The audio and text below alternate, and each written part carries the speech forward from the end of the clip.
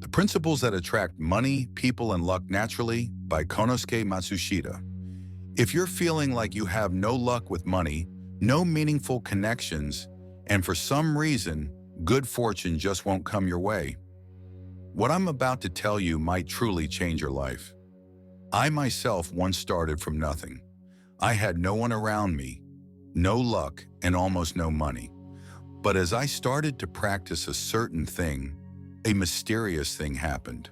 People began to gather, luck started to find me, and money even began to flow naturally.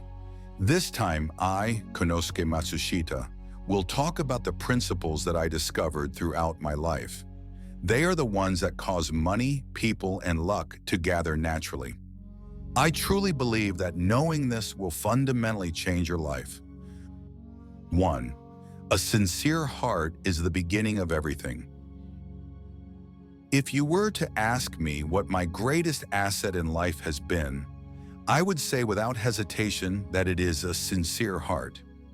As a young man with no knowledge or money, why did I get the support of others?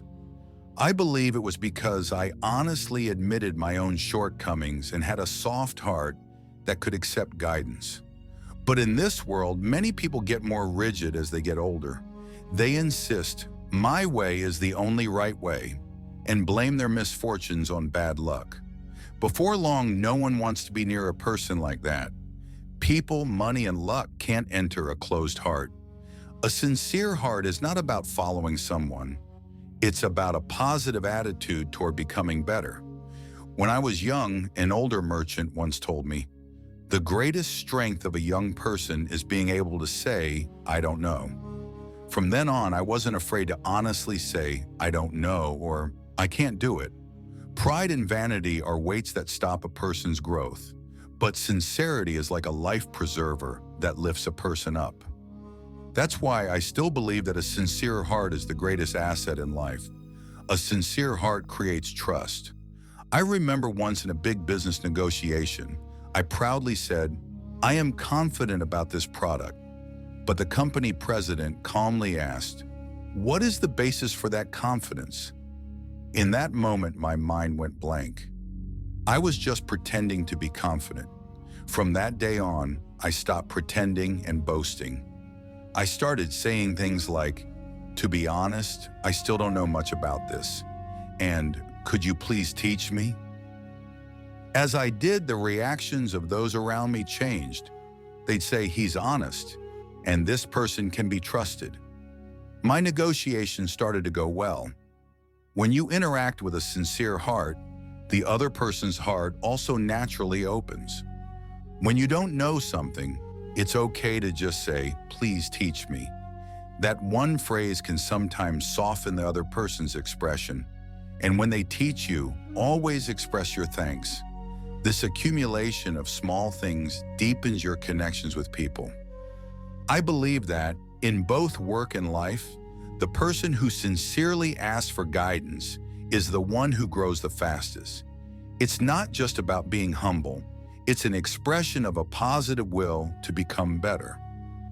That's why I still make a point to listen sincerely without pretending to know. That spirit of listening is the key that attracts good connections, trust, and luck. When you lose sincerity, you stagnate. A person who can believe they still have room for growth is strong, no matter the situation. I failed many times, but I never stopped sincerely admitting my mistakes and thinking, what should I do next? Once that became a habit, I stopped being afraid of failure. Every time I failed, my learning and new wisdom and connections grew. A person with sincerity can move forward even when they hit a wall. A person who can admit, "I'm still inexperienced," has room for growth. Conversely, the moment you think, "I already know everything," luck and people will start to leave. To maintain a sincere heart, it's important to properly listen to people who are younger or in a lower position than you.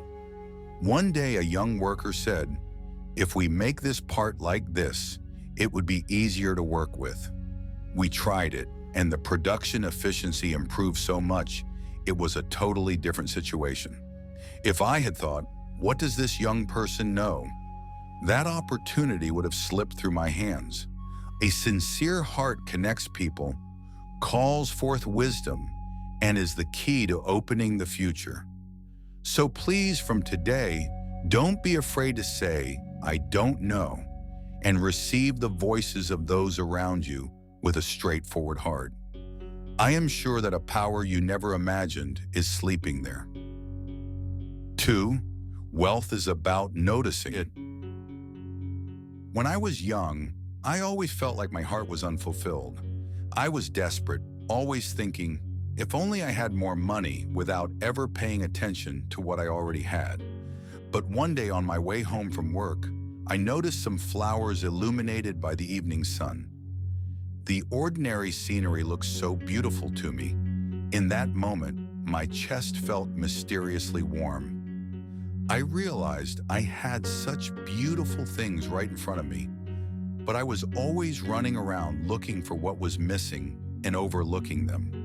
When I realized that, I felt a sense of fulfillment for the very first time. Wealth isn't about the amount you possess. It resides in a heart that can feel grateful.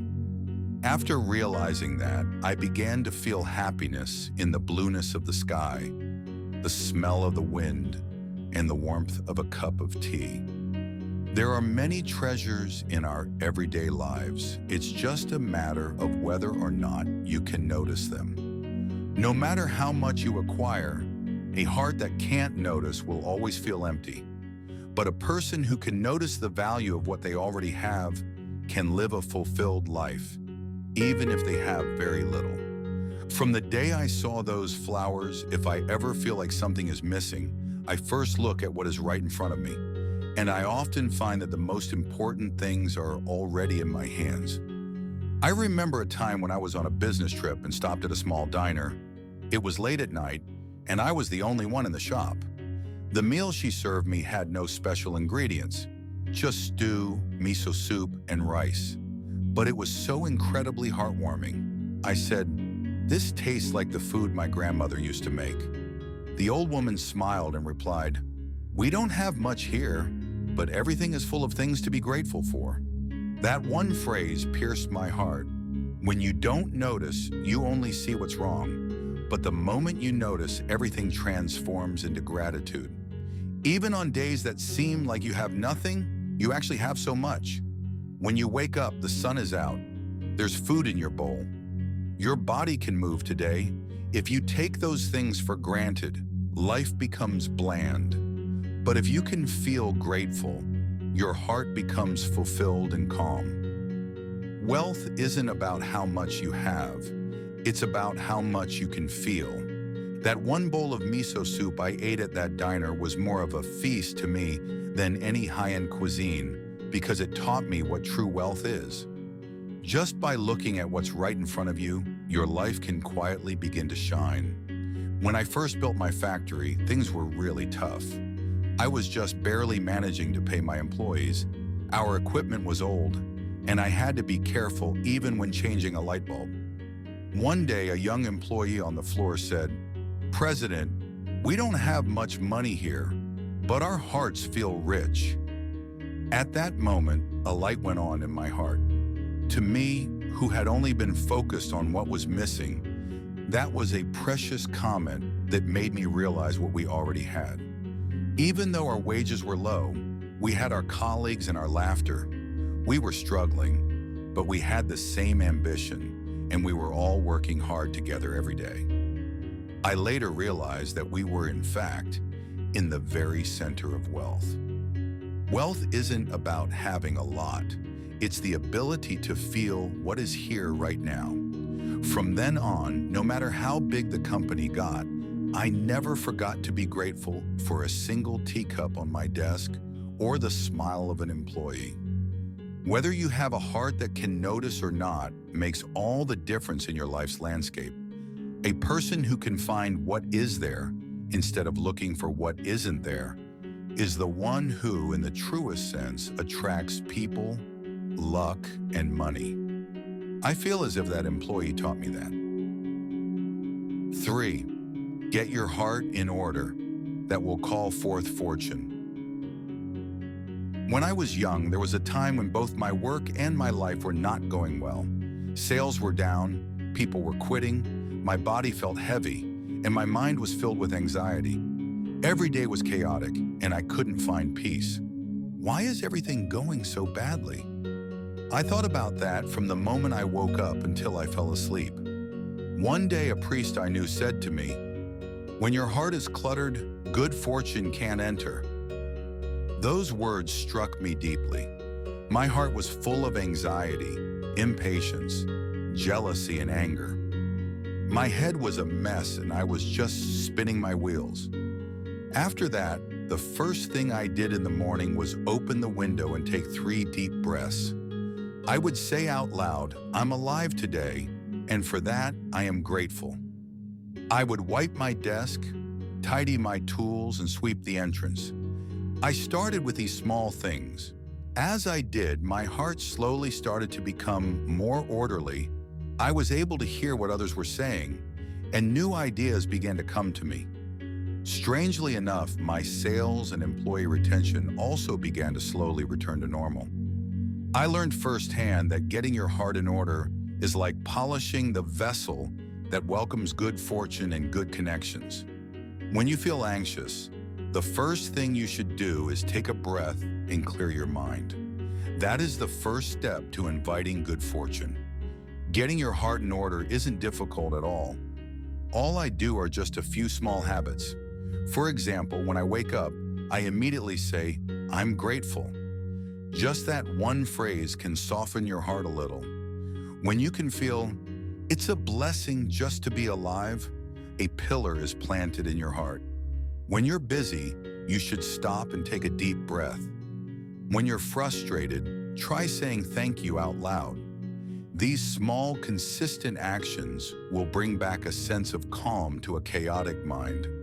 When I drink a cup of tea during my lunch break, I hold the cup with both hands and slowly take in the aroma. By doing that, the noise in my head seems to fade away. When your heart is in order, other people's words flow in more easily. You stop being controlled by your emotions and can even imagine what it's like to be in the other person's shoes. As a result, your relationships become calmer and things strangely start to flow more smoothly. When you feel like something isn't going well, the first thing you should do is try to get your heart in order. Luck and good fortune are like clean water. They can't enter a muddy vessel. So please try to make it a habit to polish your heart every day, even if it's just a little bit. That will become the invisible force that attracts money, people, and luck. Getting your heart in order is also about creating your center. The world is always in a state of flux. The economy will have good times and bad times. People will come together and then go their separate ways. If you get tossed about every time, you won't be able to handle it. But a person whose heart is in order won't waver. Even when the waves come, they can always return to their center. One of my employees once said, "President, you are never rattled by anything." It wasn't because I was a great person. It's simply because I made sure to take time to get my mind in order. Closing my eyes for just 1 minute in the morning to feel my breathing. Looking at the steam from a teacup and thinking of nothing at all. To me, that time is cleaning my heart. Getting things in order isn't about stopping, it's about preparing. A person's spirit is like the air, and when you're around a person who has themselves in order, you naturally start to feel calmer. People like that are easy to confide in. Trust is easily born, and before you know it, people, information, and good fortune start to gather around them. Getting your heart in order is a habit that anyone can practice. It doesn't require anything difficult. For starters, even just 1 minute in the morning, listen to the sounds of your own heart. In time, that will become the force that changes the great flow of your life. 4. Daily self-discipline calls forth luck. I often used to tell my employees, luck will not be on the side of those who neglect self-discipline. When I was young, I was a slob. I would barely make it to the factory on time, take a nap after lunch, and because I was tired, go to bed without writing up my accounts. "Oh, that's fine, and I'll do it tomorrow," were my catchphrases. But when I lived that way, it's a strange thing, but the machines would often break down, my schedule would get messed up, and clients would make unreasonable demands. For some reason, things just never went well. One evening, I happened to look in the mirror and saw myself, tired and disheveled. I realized I'm not valuing myself, so the world is responding in kind. From that day, I took a hard look at my life. I started waking up at a set time, making my bed neatly, sweeping the entrance, and lining up my shoes. I put my tools back where they belonged after using them, and I always wrote up my daily report before going to bed. It was a bother at first, but in a strange way, my heart started to feel more orderly. I felt a core running through my life. Then the atmosphere around me began to change. For some reason, things started to fall into place. Luck isn't just a coincidence. It's a reward that you attract through your daily self-discipline. Self-discipline isn't about being strict with others. It's about being sincere with yourself. At a certain point, I was able to tell what time it was just by looking at what was happening in my day without ever having to look at a clock. That's a skill I gained from consistently disciplining my daily routine.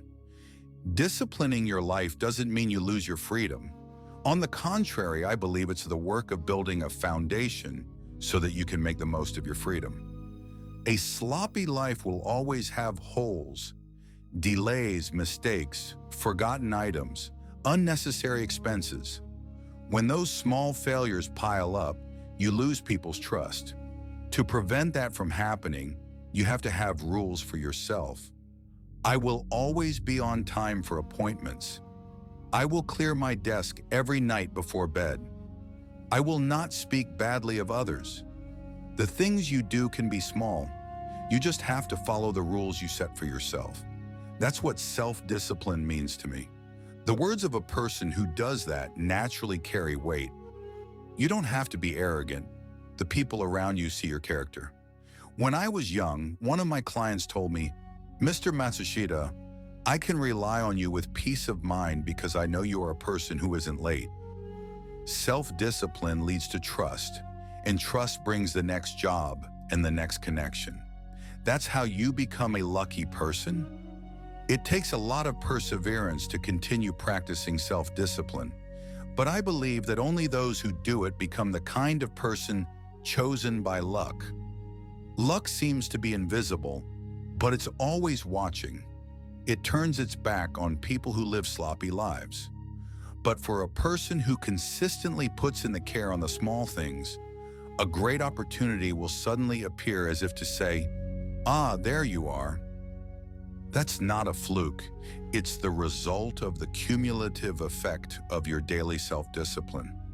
When I founded my company, I truly had a shortage of money and people.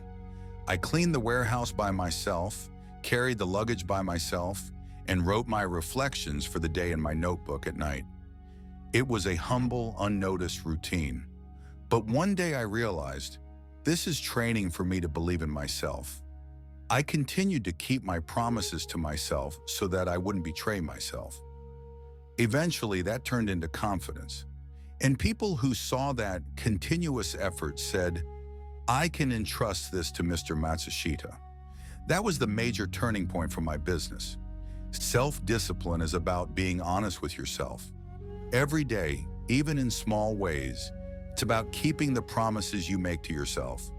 In time, that will attract people who believe in you, call forth luck, and become the force that lifts your life up. 5. A grateful heart attracts everything. Gratitude is easy to say, but it's not so easy to feel it genuinely welling up from the bottom of your heart. When I was young, I'd often complain, "Why am I struggling so much?" There were days when a machine would stop, my schedule would get messed up, and I'd take my frustration out on an employee. I also thought, why am I the only one who loses out so much? But one day an employee in the factory said to me, "President, I'm just grateful to be able to work." When I heard that, it hit me. I had taken it for granted that I had a job, that I had customers, and that I had employees working for me. But I realized with that one sentence that none of those things were givens. From that day on, I made "thank you" my catchphrase. When someone wiped down my desk, I'd say "thank you." When they answered the phone, I'd say "thank you." I tried to say thank you for even the smallest things. And strangely, my employees' faces started to soften, and the atmosphere in the factory began to get brighter. Gratitude has the power to change the atmosphere, and eventually it becomes the soil that attracts connections, trust, and luck. Gratitude isn't for someone else. It's also a force that can change your own state of mind. When you're busy or when your plans get messed up, you might get irritated. In those moments, I think you should say, "thank you." Your heart will suddenly feel lighter. It's a mysterious thing, but when you speak words of gratitude, you become able to get your own emotions in order. When you have a grateful heart, you start to notice the small things. For example, the warmth of the first sunlight in the morning, or the kindness of a person's voice on the phone. When you can notice those kinds of blessings, your day starts to feel truly gentle. Instead of feeling, "why is my luck so bad today?" you can feel, "it's a blessing to get through this day safely." That state of mind is what gets conveyed to the people around you. Every day when I came to work, the first thing I would do is put my hands together in front of the family shrine. I would just say, "it's all thanks to you today too." Just by doing that, my feelings would become more orderly, and I could move forward positively no matter what the day brought. When one of my employees was sick and had to take a day off, I overheard another employee say, "it's a blessing to be able to work as usual." When I heard that, I thought to myself, gratitude is what makes our company culture. Gratitude is the entryway that calls forth luck. Just by making it a habit, the flow of your life will change. People and luck naturally gather around a person who has a grateful heart. That's never just a coincidence. One time, a client I had worked with for many years said to me, "It feels good to do business with you, Mr. Matsushita." When I heard that, I was happier than ever. It wasn't about technology or money, but about the fact that they understood that I valued the exchange of feelings. The words of a person who has gratitude have a warmth to them. You feel at ease when you're with them. You want to see a person like that again. That's what connects connections and creates trust. And when you look at it in the long run, that becomes your greatest asset. Gratitude is not something that shows immediate results, but there is a world that can only be seen when you accumulate it. In the morning, when you see a person's face, say, "good morning." When someone does something for you, say, "thank you." When you see someone working hard, say, "great job." Those one or two words can move a person's heart. I want to live a life where I can say thank you until the very end. That's because I myself have been supported by so many thank yous. Please, from today, try not to forget to say thank you for even the smallest things. I am certain that will be the beginning that attracts money, people, and everything else. 6. Wealth is not something you seek, but something you notice. Many people think they'll be happy if they have more money, but I think the opposite is true. The person who can notice what they already have is the wealthy person. When I was still poor and living in a small tenement without a bath, I once looked up at the sky at night and the moon was perfectly round. I thought to myself, it's a blessing that I can gaze at this moon without anyone bothering me.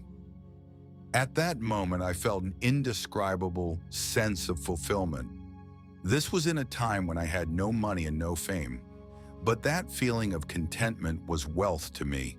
Of course, I had many problems because I had no money. But if you only count what's missing, you won't have any room left to be grateful for your life. After realizing that, I started to put great importance on noticing what's already there. A person's kindness, good health, the ability to eat a meal today. After I started to feel a sense of blessing in those things that seem so normal, my heart started to become calmer. Wealth isn't the amount in your wallet, it's determined by how much gratitude is in your heart. After knowing that, my life became much lighter. The wealth I felt was born the moment I focused on what I had. But you know, humans are greedy, and we tend to always want more or think it's still not enough. When you build a house, you want a bigger one. When your business is going well, you want to make more profit. And before you know it, your heart is always pointed toward lack. True wealth isn't filling up, it's noticing that you're full. I once stopped at a noodle shop and the owner said, "Thank you, as always." It was a simple phrase, but his smile was so warm. At that moment, I thought, wealth is found in these kinds of exchanges between people. It's great to have luxurious things and special experiences, but true wealth is found in the everyday. One day I saw an employee napping in a corner of the factory. Seeing that, I thought, having a safe environment where you can sleep after working is also a form of wealth. What's important is to pay attention to what is already here. When you think you're not enough, anxiety always follows. But a person who can feel, "I've already been given so much," can live a calm and peaceful life. It's not bad to seek wealth, but when that turns into, "It's not enough and I want more," your heart can become ravaged. I once thought about expanding my house. I thought if I had a bigger room, it would be more comfortable. But once I expanded it, at first I was satisfied, but it gradually became normal. Humans are creatures of habit. I was once again reminded that wealth is not about the amount of things. True wealth is a heart that can feel, "This is a blessing." One time, all my employees and I were on a train for a company trip, and we looked at the rice fields outside and laughed, saying, "It's so peaceful." That time is an irreplaceable memory for me. That memory is much warmer than my memory of staying at a luxury hotel. One employee said, "President, a raise is nice, but the most important thing is that we can eat lunch together and laugh every day." That comment touched my heart. Wealth is something you find in your heart. That's why I want to say to you, don't look for more outside of you, but notice and enjoy what is already here. When you do that, money, people, and luck will naturally gather in a place where there is a fulfilled heart. 7. Getting your heart in order is the foundation of everything.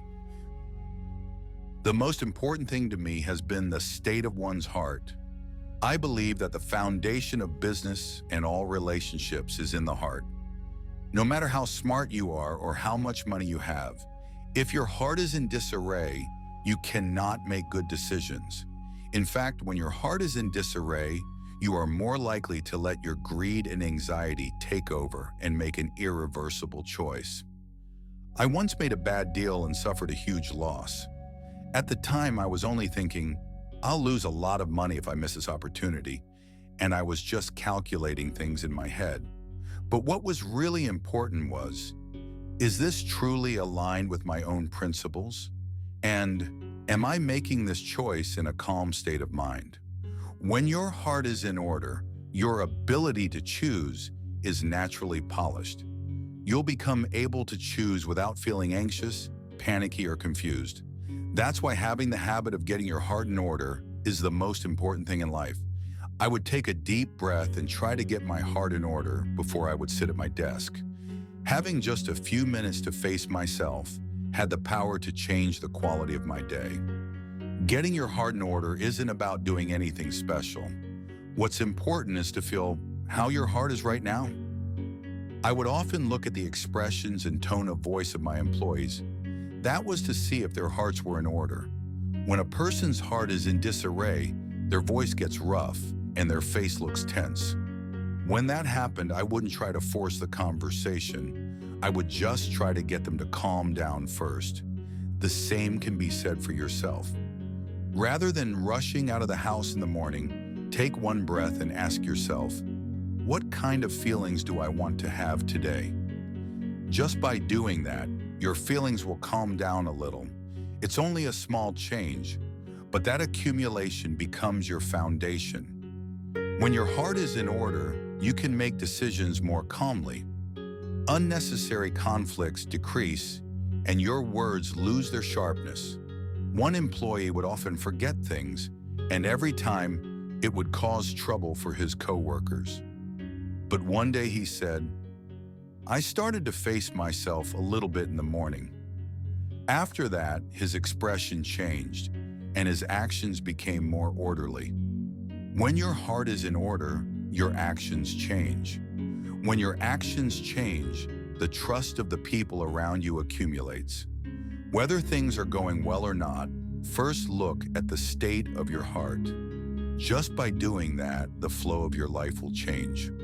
Ultimately, getting your heart in order is about honestly looking at yourself. I would ask myself once a day, was I kind to people today? Was I swayed by my desires? Am I making choices without lying? That habit created my life center. A person who gets their heart in order looks calm to those around them. They provide a sense of security and are relied upon. Conversely, no matter how talented a person is, if their heart is unstable, they give off a sense of distrust. You could even say that whether or not you gain trust in an important situation depends on the state of your heart. One time an employee said to me, your calmness has saved me many times. I wasn't doing anything special. I was just trying to get my heart in order and face things with sincerity. Getting your heart in order is for yourself, but it's also for the people around you. In a family or at a workplace, the calmness of one person can change the entire atmosphere. Please, in the midst of your busy days, try to take a moment to face your own heart once a day. In time, that will become a certain foundation where money, people, and luck naturally gather. If you could hit the like button and subscribe to the channel, it would be a great encouragement, so please do. Thank you so much for watching.